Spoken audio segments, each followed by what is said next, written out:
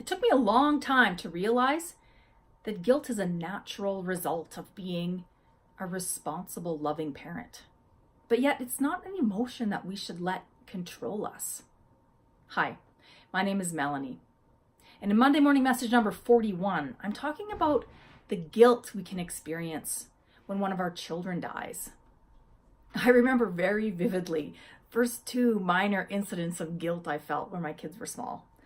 When Garrett was a baby, the very first time I ever clipped his fingernails, I clipped off the end of one of his little thumbs and it bled for so long, and I felt like I was not cut out for the parenting gig. And I felt horrible. And then I remember after Morgan was born, she was 2 weeks old, Garrett was 22 months, and I was folding laundry on our bed, and Morgan was in her bassinet and Garrett was jumping on the bed. And I reached out to grab him, so he stopped. And he bounced out of my reach and fell and hit his head on our nightstand. And I had to take him to emergency for stitches. And I felt like the worst parent ever. And that scar that Garrett had on his forehead, every time he would get angry or laughed, it would light up like a Christmas tree. And every time I just felt so guilty and so bad that I didn't take better care of him. But honestly, when I think about it, if that was the most guilt I ever had to feel, I would welcome that. Because after Garrett was shot, the guilt that we felt was like nothing I had ever experienced. We felt as though we failed him and completely failed at parenting. That was our job, to keep this little person safe, to grow up, to be a healthy adult. And we questioned constantly if we had made one different decision that day, could Garrett still be alive? Was it actually our fault?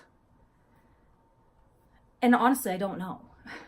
I don't know if we would have done something differently, if he would still be here. And I'll never know. But those kinds of questions can drive us crazy, because it doesn't matter how our children died. The self-accusations and the what-ifs can take over our thoughts if we let them. You know, what if I had checked on my baby one more time?